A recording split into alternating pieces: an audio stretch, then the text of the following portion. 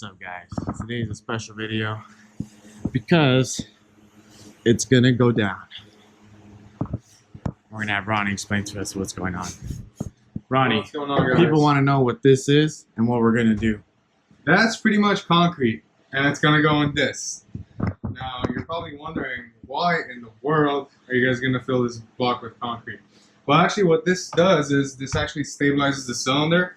So when we're trying to make, in excess of like 1,000 horsepower, you want as much support on the cylinders as you can. And the 4G63 is a cast iron block, obviously, but it's not a ductile iron. The sleeves are still fairly thin. I mean, they hold up great up to 800-900 horsepower, but even on mine, I actually did notice a minute crack on the block whenever I tore it apart and sent it to the machine shop. So basically what we're going to do is we're going to half to 3/4 fill it, depending on how I feel. And what that does is basically it just supports the bottom of the cylinder and pretty much like around where the main caps are. So basically it reduces harmonics, it reduces flex pretty much, and just like supports the cylinders more. If you wanted to, you could fill it all the way up to the top, what's known as a full fill. And basically what that would do is that would support the full cylinder, and you would get the full benefit of this treatment, because in reality, the most support is necessary like at the top of the cylinder where the combustion's happening. That's where the violent, pops and bangs are happening. And then once it's down in the cylinder, it's really not that supportive, if you will. I mean, it's still obviously is stronger than a factory cast block when we put this. That's why we do it. But if you wanted to get the full benefit, you would do a full fill. The problem with that is you can't really drive the car around the street. There has been instances of people just like using an electric water pump, and welding the head shut and just full filling the block. Sometimes they're okay with driving it around for a few minutes, but it's just one of those things. If you want to like take the car out for a cruise or whatever, you really can't do it. This is not a full-on drag car. Obviously, this is my car. I drive it on the weekends and stuff, so we're just gonna half fill it, like I said, so we can get some support. And yeah, so this also is gonna be getting a Cali's crank. So we just became a authorized Cali's dealer, so you guys are gonna get to see us use their parts from now on. Cali's has actually been, they've been dominating the domestic market for many years, and now they're just like basically getting their foot in the door with imports. They already have like a very nice crank out for the GTR. They have cranks out for the 4B11, the 4G63. I'm actually getting their 88mm stroke, which is the stock stroke crank, billet with their Aero Shed Super finish, which is basically like a oil shedding treatment. If you want to call it, you guys can check out our Instagram page. We just posted about that. Basically, that's going to get this. It's going to get the Vader aluminum rods. Did we talk about the Vaders? No. This is going to get the Vader aluminum rods. These are 156 millimeters. So this is a long rod setup that has the SST bearing coating on there. And then these are still utilizing a king bearing, but there's an extra clearance bearing on the cap side, and then a regular bearing on the side of the actual rod itself. So, we'll get into aluminum rod clearancing and all that once we get to that. But for now, I'm just kind of showing you guys what's going to happen with this plug. We also are getting L19 grade head studs, which are going to be in 1/2 inch diameter instead of the 3/8. And then we're also going to be O-ringing the cylinder head, and we're going to be putting a receiver groove on the block, and then we're going to use a stainless steel head gasket and kind of like have the head basically push the O-ring, push the gasket basically in the receiver groove and make a perfect seal. It's going to be 20 over block. We got our own JRP spec pistons made by Diamond Racing Pistons, so you guys are going to get to see that. This is going to be our first production piston, and then after that, if we have good success with them, we're going to start making them available for you guys that are trying to get your engines built, so you guys can just have a JRP spec diamond piston, which is basically what you get from the catalog, but we're doing our own like tricks to it. Like you get tool steel pins that are like insanely strong, H13 grade tool steel, which is like the strongest tool steel. I guess tungsten would be the strongest, but I haven't seen the tungsten wrist pin. So tool steel, H13 pins.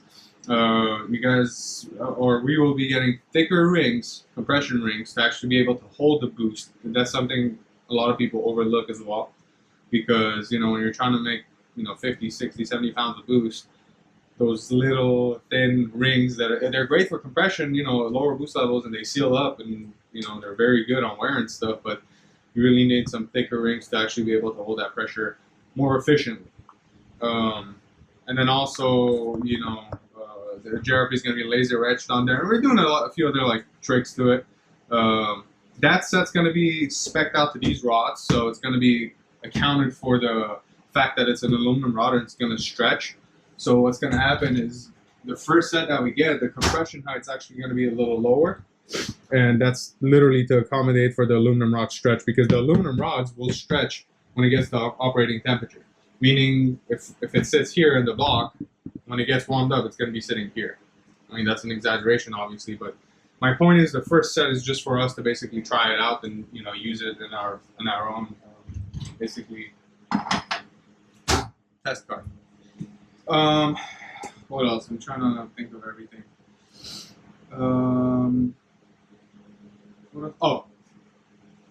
Cooling becomes a sacrifice whenever you're filling the block, obviously. And not only does it obviously not surround, the cylinder's not surrounded by coolant at the point that you're filling it, it also can't basically dissipate the heat enough because it can't expand. If that makes sense? Because, aluminum still expand, right? They expand at different rates. Hence why you have clearances, piston to wall, bearing clearances, all that stuff. So if you have a block that's filled, you either need to basically run a super loose piston to wall clearance. So when it gets to the bottom of the cylinder and it's trying to dissipate the heat, obviously it can't expand. So you need it to be expanded from the get-go. So you either need too much clearance, or in this case, it's a E90 only motor. This motor is only going to be seeing ethanol. I don't really have to worry about that. We still have to obviously accommodate and build the motor a little bit looser. So this is going to be completely different from JRP Savage package street build, so to speak. The motors that we rate for 800-900 horsepower. This is, I don't even know what we rate these for, because I don't know. I guess we'll see how much power we can make, right, Jeffrey? Yes, sir. So yeah, you guys are gonna get to see that. So right now, what I'm doing is actually I pressure washed the block multiple times. Pressure washed all the coolant jackets, all the coolant ports. So we actually washed it with alcohol. We poured alcohol in it, and we basically tipped the block over. We got all that crap out. So this is like a round 2. We're just using brake cleaner, and this is pretty much acetone. So this is also gonna break up all the grime and rust and whatever is like left in there. You really want the block to be as clean as possible when you're doing this, because you want this basically grit to stick to the whatever you're filling. So this is made by Moroso, obviously. You get about 7.5 pounds with just half of this. And then we're basically gonna mix it with 1 cup of water, shake it up, see the consistency. If you don't like it and we want it to be a little like looser, we add another cup of water. We basically have to get the consistency down to the point that we can pour it in here and basically be able to get the freaking thing in there. If it's too thick, now I have to get something and like guide it in there. It's not really gonna be a pleasant experience. It's gonna take like 10 hours for us to fill this thing, but we're basically gonna get the consistency down. As you guys can see, this funnel is pretty freaking thin and small, so this is gonna take forever. So what we're planning on doing is using 2 funnels. All you're trying to do basically is, as you guys can see, the block's not level, but we're pretty much gonna try to make it as level as possible. So maybe like bring this a little forward and make it more level. And we're just gonna fill it halfway. It's pretty straightforward, actually. Just have to take our time. Sometimes tap the block with a hammer to make sure we get all the air bubbles out and everything flows nicely and goes down there. And over here, another thing, if you're trying to do this at home, so basically this water pump port is going to be uncovered from underneath. So what I did is I just put a piece of cardboard, made some bolt holes in here, and really just finger tighten these bolts and just presses the cardboard up against the port.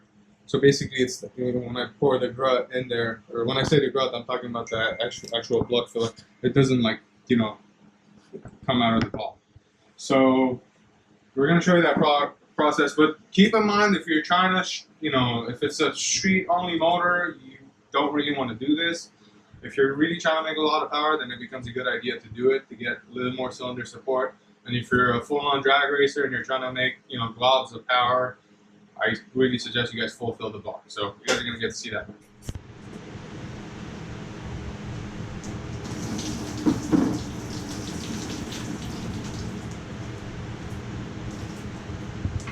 So we're gonna do this multiple times. As you guys can see, that's all rust coming out.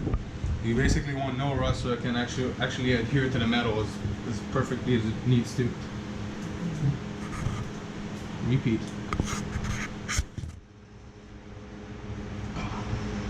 When Ronnie leaves me because I'm golden. You got it. 10 seconds in, 5 minutes to go. You're doing great. That'll work. Breathe. In through the nose, out through the mouth. I feel my whole body jiggling. So basically you gotta shake this a lot until the consistency gets thin enough that you can pour it. And that's what Jeffrey's doing. And he's getting a workout while he does that. You know, best of both worlds. You gotta get a workout in whenever you can, so. So what are we doing, Ronnie? We're attempting to fill this with concrete, but the consistency is too thick still. So we're going to have to shake it some more, maybe add a little more water even. There you go.